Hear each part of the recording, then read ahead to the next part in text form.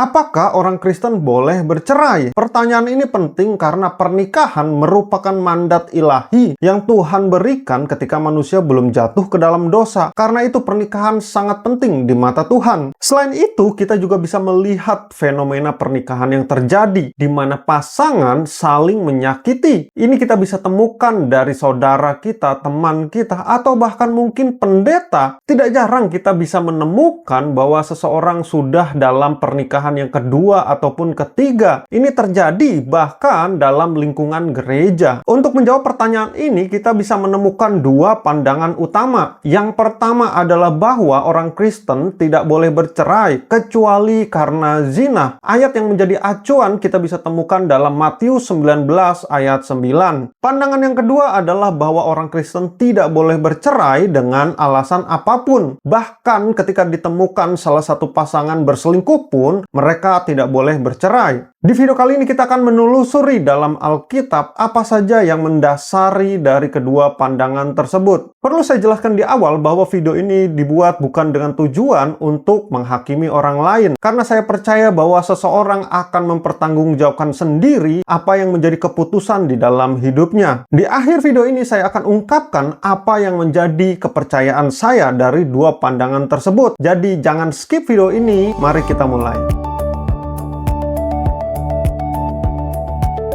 Sebelum kita membahas mengenai dua pandangan tadi, ada baiknya kita untuk mengerti dulu apa itu pernikahan. Menurut dunia atau pandangan di luar Kristen menganggap bahwa pernikahan itu hanyalah sebatas kontrak semata. Ketika ada pasangan yang saling mencintai dan mereka memutuskan bahwa mereka sepakat untuk melanjutkan pernikahan, maka mereka pun menikah. Bahkan terkadang menurut pandangan dunia, mereka dapat melakukan seks di luar pernikahan atau sebelum menikah. Karena mereka hanya menganggap seks itu seperti aktivitas olahraga. Mungkin lain kali kita akan membahas topik mengenai seks ini di dalam kekristenan ya. Bagi teman-teman yang mau bisa komen di bawah. Masih menurut pandangan dunia mengenai pernikahan, ketika seorang sudah menikah, lalu ada ketidakcocokan, bahkan mungkin mereka saling menyakiti, maka mereka bisa memutuskan untuk berpisah atau cerai. Misalnya terjadi KDRT, ada faktor ekonomi, atau pasangan yang toksik, mereka dengan mudah sekali untuk mengucapkan kata cerai. Lalu bagaimana dengan pandangan Kristen mengenai pernikahan? Yang pertama, kekristenan memegang prinsip bahwa pernikahan itu merupakan inisiatif dari Tuhan. Karena itu, organisasi pernikahan ini bukan manusia yang menciptakan,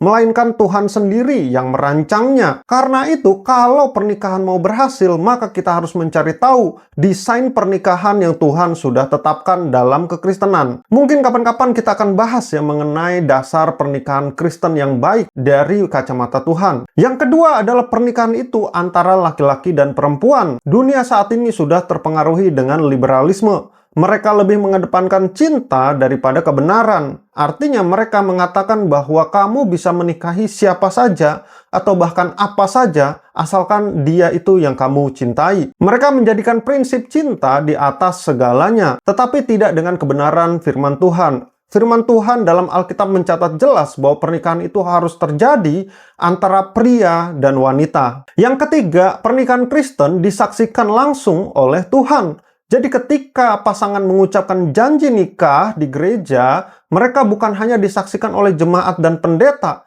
tetapi Tuhan pun menjadi saksi atas pengucapan janji dalam pernikahan mereka. Karena itu saya katakan ketika kedua orang mengikat janji pernikahan dan mengucapkan kata-kata, maka kata-kata mereka itu bukanlah kata-kata biasa, melainkan kata-kata yang sakral di mana Tuhan pun menjadi saksi atas ucapan janji mereka. Yang keempat, Tuhan melihat bahwa pasangan yang sudah menikah di dalam Tuhan itu adalah merupakan satu kesatuan. Bagaimana Alkitab mengatakan bahwa pasangan itu bukan lagi dua, melainkan menjadi satu daging. Saya katakan tidak ada jenis hubungan yang disebut oleh Alkitab itu menjadi satu daging. Misalnya hubungan orang tua dan anak itu bukan satu daging. Atau saudara antara adik dan kakak itu bukan satu daging. Melainkan hubungan satu daging ini eksklusif dimiliki oleh pasangan suami istri. Saking jadi satunya suami istri ini, gambaran Alkitab mengenai kesatuan itu seperti kertas HVS, ada dua lembar lalu kita lem.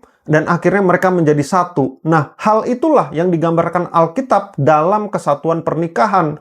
Hampir mustahil sekali untuk memisahkan kertas yang sudah dilem tadi. Setelah kita mengetahui arti pernikahan dalam perspektif Kristen, tentunya kita melihat bahwa realita pernikahan itu tidak mudah. Pernikahan tidak seindah sewaktu pacaran, karena ketika masuk ke dalam pernikahan akan mengalami begitu banyak masalah. Belum lagi nanti ketika sudah memiliki anak, maka masalah akan jadi semakin kompleks, saya katakan. Belum lagi permasalahan ekonomi, bagaimana misalnya istri penghasilannya lebih tinggi daripada suaminya, atau misalnya ada masalah dalam hubungan mertua dan menantu. Karena itu pernikahan menjadi sangat tidak mudah. Dari pergumulan dan tantangan tersebut kita sampai ke dalam satu pertanyaan. Apakah orang Kristen itu boleh bercerai? Selanjutnya kita akan masuk ke dalam dua pandangan perceraian. Yang pertama adalah bahwa seseorang tidak boleh bercerai kecuali karena zina. Pandangan ini berakar langsung dari perkataan Yesus yang bisa kita temukan di dalam Matius 19 ayat 9 yang berbunyi, "Tetapi aku berkata kepadamu, barang siapa menceraikan istrinya kecuali karena zina, lalu kawin lagi dengan perempuan lain, ia berbuat zina." Dari ayat inilah para teolog dan orang percaya mengambil kesimpulan bahwa Yesus memberikan sebuah klausul pengecualian. Asumsinya sangat jelas, ketika salah satu pasangan berselingkuh, pasangan yang tersakiti ini memiliki hak secara sah dan alkitabiah untuk menceraikan pasangannya. Selain itu juga pandangan ini berpikir bahwa ketika terjadi perselingkuhan dalam bentuk zina secara fisik, artinya mereka sudah merusak prinsip satu daging yang Alkitab nyatakan. Karena perzinahan bukan sekedar dosa biasa, melainkan dosa yang menggunakan tubuh, fisik, dan emosi. Hal ini berarti dapat merobek prinsip satu daging dalam pernikahan kudus. Selanjutnya ada pandangan kedua, yaitu bahwa orang Kristen tidak boleh bercerai dengan alasan apapun, meskipun salah satu pasangan berselingkuh dalam perzinahan. Pandangan ini dipegang oleh seorang komedian yang mungkin teman-teman tahu, yaitu Mongol Stress. Dia memegang prinsip ini dan berdoa semoga istrinya ini cepat meninggal supaya dia bisa menikah lagi. Nah, itu adalah prinsip yang dia pegang. Lalu apa yang menjadi landasan berpikir dalam pandangan ini? Untuk mengetahui kenapa Yesus sampai mengatakan perkataan tersebut, maka kita harus tahu bahwa pada awalnya Yesus ini ditanya. Dan kita akan melihat latar belakang munculnya pertanyaan ini. Jadi pada zaman Yesus ada dua aliran utama yang berbeda pandangan mengenai perceraian. Aliran pertama datang dari Rabi Shammai, seorang guru yang memiliki pandangan konservatif. Dia mengatakan bahwa seseorang tidak boleh menceraikan istrinya kecuali ditemukan bahwa istrinya ini berzina. Kalau ada alasan lain selain zina, maka tidak diperbolehkan untuk menceraikan istrinya. Aliran kedua datang dari Rabi Hillel, merupakan seorang rabi yang memiliki pandangan cukup liberal. Dia mengatakan bahwa perceraian diperbolehkan dengan alasan apa saja, termasuk untuk hal-hal yang sepele. Misalnya istrinya memasak makanan sampai gosong, atau makanannya terlalu asin, atau istrinya ini berteriak terlalu keras sampai didengar tetangga, maka suaminya berhak untuk menceraikan istrinya tersebut. Ketika Yesus ditanya apakah diperbolehkan cerai, sebenarnya mereka berusaha untuk menjebak Yesus. Apakah Yesus ini lebih condong kepada Hillel atau Shammai? Dan jawaban Yesus adalah dia lebih condong kepada Shammai, bahwa seseorang tidak boleh menceraikannya kecuali karena zina. Lalu pertanyaannya, berarti orang Kristen boleh bercerai dong? Kan Yesus mengatakan seperti itu. Untuk menjawab pertanyaan ini, kita perlu menggali lebih dalam teks Alkitab dan adat istiadat Yahudi,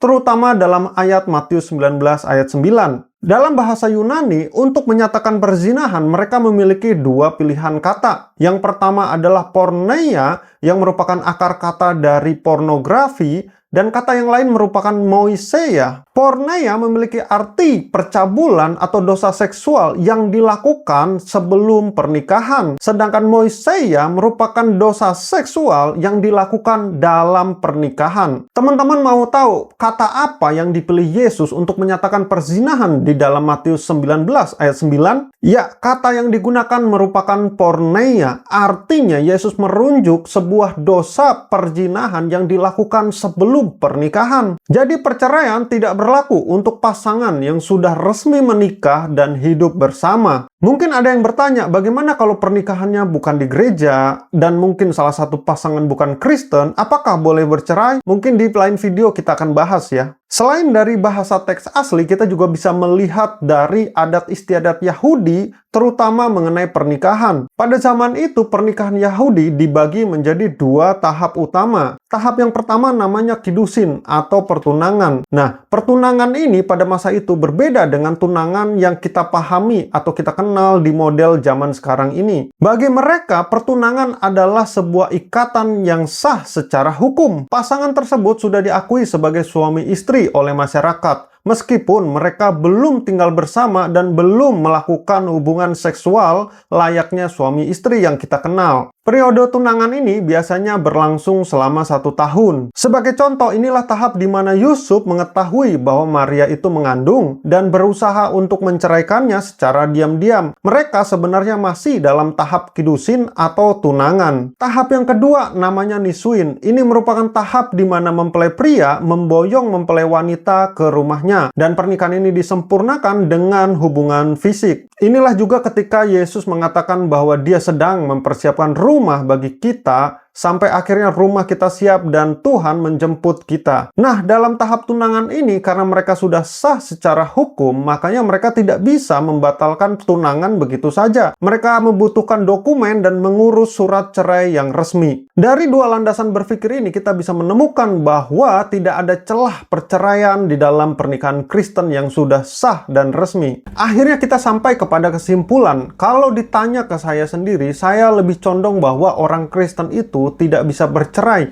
dengan alasan apapun, bahkan ketika salah satu pasangan ditemukan berzina. Tetapi saya sadari bahwa pernikahan itu tidak mudah, apalagi kalau di dalamnya itu terjadi perselingkuhan ataupun KDRT. Itu merupakan hal yang paling menyakitkan di dalam pernikahan. Bagaimana mungkin seseorang bisa bertahan dalam kondisi pernikahan yang sulit seperti itu? Itulah saya bilang kenapa pasangan itu harus memiliki kesabaran, kerendahan hati, bahkan saya katakan seluruh buah-buah roh itu harus muncul di dalam pernikahan. Karena butuh buah roh sangat ideal ketika pasangan itu saling dipimpin oleh Roh Kudus dan mereka dipenuhi oleh Roh Kudus sehingga mereka dapat menghasilkan buah roh tersebut. Apalagi ketika kedua pasangan sudah mengizinkan Yesus yang memimpin pernikahan mereka, maka itu akan menjadi semakin mudah. Tetapi jika masih mengalami permasalahan dan diambang perceraian, saya sangat menyarankan untuk dapat menghubungi gembala atau pendeta di gereja untuk dapat melakukan konseling pernikahan. Konten ini dibuat bukan bertujuan untuk menghakimi siapapun, melainkan kita benar-benar melihat kebenaran yang ada di Alkitab apa adanya. Kalau teman-teman lebih setuju dengan pandangan yang mana, boleh tulis di kolom komentar ya. Kiranya video ini dapat menjadi berkat untuk kita semua. Sampai ketemu di video berikutnya dan Tuhan Yesus memberkati.